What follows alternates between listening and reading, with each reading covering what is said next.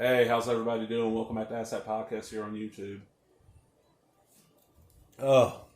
I just warned him before I even get started. I'm covering Mouse Volume 2 here, and this is the volume where they're in Auschwitz and all that. So if you don't want to see it, just turn this one off. This book won a Pulitzer. Go watch Volume 1. I'll go into more detail on why I'm covering these right now. But, man. I just finished filming Volume 1. I'm still like, man, just flipping through that book. Like I was telling somebody recently, there's only been, if you count Volume 1 and 2 as one book of this, there's only been 3 books I've ever read that it got to me so much in the middle, I just had to put it down and walk away for a little bit.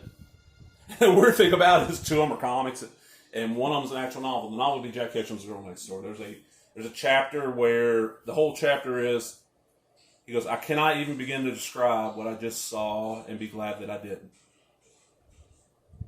And after what you've already read in that book, you're going, what could be so bad this guy couldn't describe it? And the 2 comics, of course, be Mouse, which Volume 1, I had to walk away once. This one, it took me a while to read it one night because I got up a couple times and went and cleared my head. And then the other one would be the first volume, Barefoot Gen. If you don't know what that is, just look up Barefoot. It's a Japanese manga about a family that was in, I think it was Hiroshima when the bomb dropped. But let's get going here. So like I said, warning, deals with the Holocaust, deals with anti-Semitism, racism, and all kinds of other stuff. It's very graphic.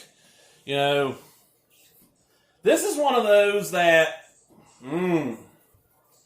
like, if I was teaching an honors English class in high school, for the seniors, I would want to make this one of the things they could read instead of other books. Like, there's some books we read in high school, I'm like, okay, it's good stuff, or it wasn't bad. Like, Hamlet and Macbeth were not bad, but this, I think, would have connected more with me than that did.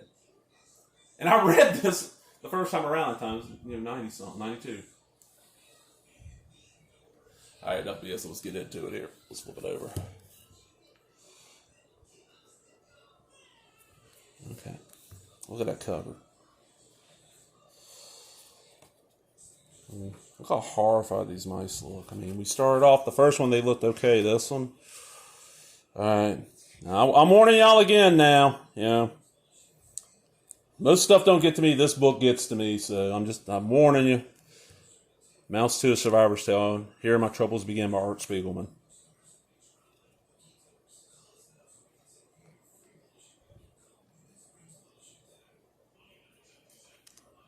This is from 86, 89, 90, 91. Okay. For Richie Lou and for Nadja. Nadja would be, and it got a little thing. Look at that. I like the moodiness and that looks like maybe charcoal. Oh, Mouse Switch. Summer vacation. Francois and I were staying with friends in Vermont. What are you doing? Trying to figure out how to draw you. Want me to pose on me and my book? What kind of animal would I make you? A mouse, of course, but you're French. Well, how about the bunny rabbit? Not too sweet and gentle. I mean, the French in general, let's not forget the centuries of anti-Semitism. I mean, how about the Dreyfus Affair, the Nazi collaborators? Okay, but if you're a mouse, ought to be a mouse. I converted, didn't I?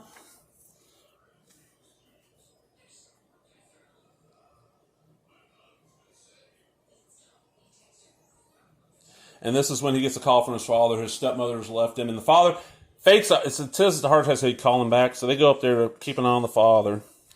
They're up in the Catskills. He's renting this place for like a month or something.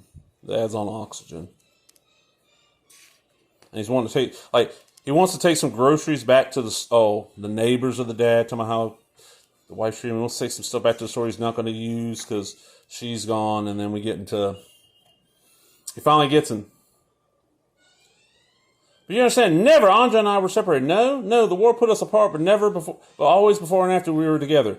Not so, Mala was just like, Nadja, who's Nadja? What grabs out my money? Auschwitz, Pops, tell me about Auschwitz. Auschwitz was in a town called Oswiecim, I'm guessing. Before the war, I came often here to sell my textiles, and now I came again. We came to a big hall, and they shouted us, get undressed, leave your vowels, line up, schnell. I was at the time still with my friend Mandelbaum. This government's our papers, our clothes, and our hair. Psst, what's going on? What's happening? Don't worry. We were cold and we were afraid. They brought you here. They'll put you to work. They're not ready to kill you yet. What about our wives? Shut up, yids! To the bathhouse, quick. And they tell me, go in the shower, being glad it's water and not gas coming out of the shower. And talking about, here it is. Well, so here's our Hungary. And there's only one way for all of us out of here, through that chimney. His buddy Abraham, he doesn't see again. And it's also his one buddy, he had one shoe fit, one didn't. The clothing didn't fit right. And talk about this priest that sees the number on his arm and how he tells him how the numbers add up to something in the Hebrew thing. I don't know a lot about the Hebrew religion, the original Jewish religion. I don't know a lot. So he ends up getting a job because he could speak Polish, like working with, what was he doing now? Oh, shoes. He's doing shoe repair. I forgot. And how the guards would do shit, like take the cap off and throw it, and you go run for it, and they shoot and kill you, and just like, this part, I mean, it's rough here, but it ain't. I love it. He sneaks over to this local hotel every day to have like karaoke and bingo and stuff. This, I mean, right there. Auschwitz, time flies. This is chapter 2. Vladik died of congestive heart failure on August 18th, 1982.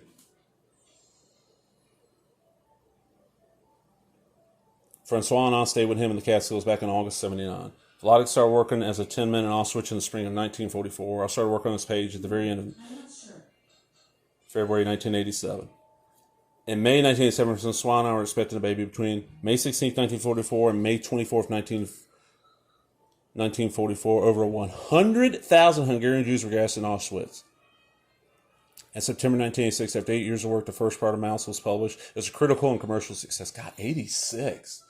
I was 12 then. No, I was 12. At least 15 foreign language editions are coming out. I got 4 series. I was turning my book into a TV special movie. I don't want to.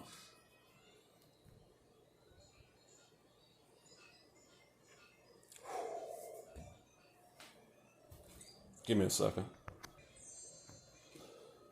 All right, in May 1968, my mother killed herself. She left no note. Lately, I've been feeling depressed. All right, Mrs. Bigham, we're ready for the shoot. That's just, the next chapter.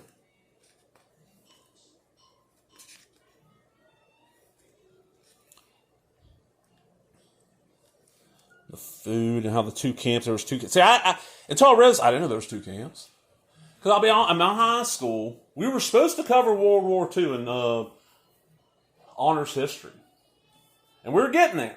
We had a teacher where we covered one chapter. We had a honors history. We used a college history book. Now, the college history book was from 1968 or 9. I'm serious.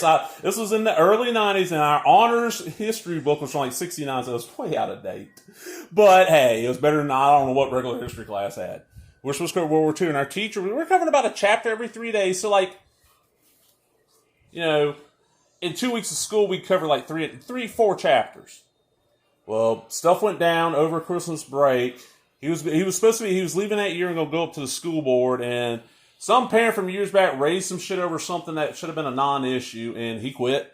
And we got a new teacher who sucked, and we barely covered anything, and the class kind of rebelled against it, and we never made it to World War II. So World War II, I learned a lot from talking to my grandfather who served in it, and then stuff like this, So I didn't know there was 2 Auschwitzes. And talking about, how this woman protected Art's mother in the camps. Just when he got beat, and some of this I'm skipping over a little bit because it's just that rough. Or how he learned how to fix shoes and became like the father Vladik learned that as long as you were valuable to the pieces of shit Germans at the time, they would keep you around. So he did everything he could to stay valuable, like any kind of. And he's talking about how. You can trace up 1 day's bread equal 3 cigarettes, 200 cigarettes equal 1 bottle of vodka. And Artie's like, how could you get cigarettes? Each week to the workers gave us 3. They issued a luxury like that? Yeah, if you didn't smoke, you could exchange them for bread. I starved a little to pay to bring Anya over. What I organized, I kept that box on my mattress. So I came back one time for work. It's gone. I'm telling you, I wanted to cry. You left the box in the barracks? How could it not be taken? I don't think on it. Everyone's starved to death, I guess. I just don't understand. Yes, about Auschwitz, nobody can understand. So I saved the second time a fortune and gave her bribes to bring Anya close to me in the start of October 1944. I saw a few thousand women in these new barracks, and with them was Anya. This was arranged. It was the only time I was happy in Auschwitz. And she gets up, she goes and hides. Oh, dude, this is... And he's figuring out the timeline from when he was in quarantine, working in the tin shop, the shoe shop, and then the black work, which is...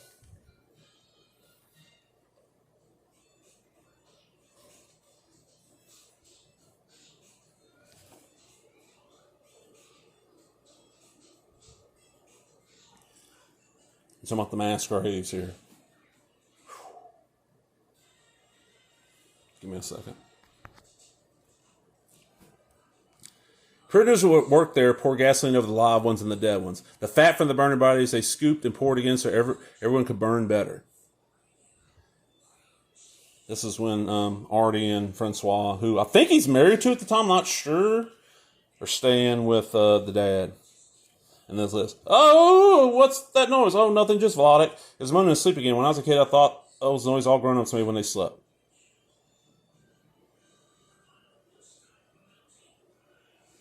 And here my troubles began, chapter 3. And this is when, I mean, it's been bad. This is when it starts getting a lot worse. They start marching them out because the U.S. troops are getting close to Auschwitz. They're marching them. They end up taking them, what is it, to Grossrosen in Germany. And on the trains where they're starving. And well, this is when he brings the food back and he goes in there and like yells at the manager. The manager takes it back. And the lice and everything you couldn't get if you had clothing. You had lice on your clothing. Oh, I love this part. The French guy. Back in French, I had to go back to a bad bear all day saying outside. Parlez-vous, Francois? What? No. It was nothing to do, only to wait and die. I could speak German, Yiddish, Polish, and English. Anglais? Damn must say. I talk English also a little, but it's becoming crazy.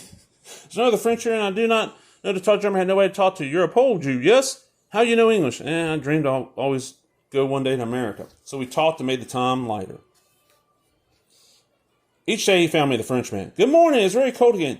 Look to this, my friend, I have a box. He was not a Jew, so they let Red Cross. So by the Red Cross, they let packages come to him.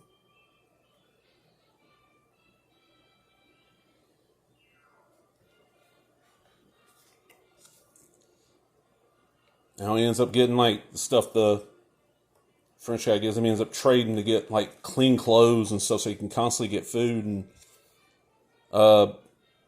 somewhere he says he never saw the French guy again. Oh, this part. They're coming back and they pick up a hitchhiker who's a black guy. A hitchhiker, oh boy, it's a colored guy. I don't even know how to say that word. It's Yiddish. And I don't know Yiddish at all. I know the little bit of Yiddish I know. That's not one of the words I know, but he's like freaking out. And Artie's going, it's like, what the hell are you being racist as hell, Dad? And then he's wanting to make sure the black guy did not steal the groceries in the back seat. He's like, oh, God. And this is, the war is over. And how they keep on getting marched, these players think they're going to get killed. And the next morning they wake up and all the guards have fled. So they march on. And they keep on going and keep on going. They hide in like buildings and eat whatever they can find. And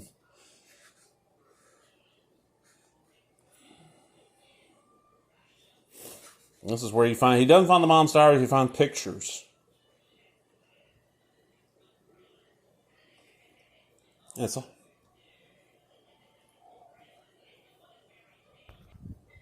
sorry. He finds pictures of all the different family and friends that if they made it or not. And explains, everything. And then we get the second hymn. And this is when he ends up down in Florida where the second wife is. He's not doing real good.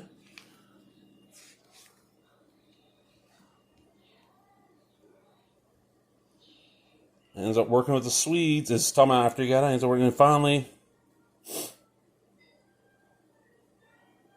Trying to see where he meets back up with the mother. Oh, and that's where the mother. Yes. And then there's his father. He found a place that had. If you can't. I passed once a photo place what had a camp uniform and new and clean one to make a souvenir photos. Anya kept this picture always. I have it still now on my desk. Huh? Where'd it go? I need a photo in my book. Incredible. So what I've heard, Anya is alive. I stopped everything to go back to Sosnovic. I traded my things and have gifts. Look, I got some dresses and a fur coat to bring Anya. You know, if you go to Poland, I'll go too. We went sometimes by foot, sometimes by train. Poland, many times it wasn't any track stuff. One place we stopped hours and hours. Stay here at the luggage, Shivik. I'll go fill our canteens. I marked our train car when I came back. An hour later, it was gone to another track. Shivik, I couldn't find my friend and my luggage. I only had my thin shirt and my water. Shivik went back to Hanover to find me again. I only went straight to Poland. It only took 3 or 4 weeks. When I finally came to Sosnowiec, I had seen very little Jews around, but I found out where the Jewish organization was. There it was, people who knew me. 1 second. Look who's here. Somebody found Anya and bring her right away, and somebody found her.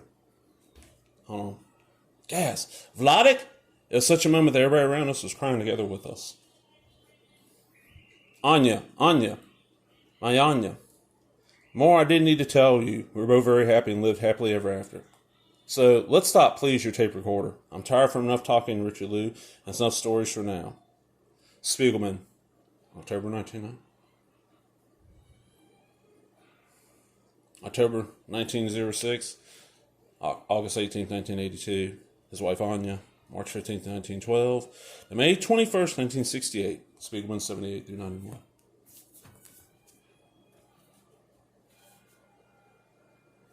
I'm out, everybody.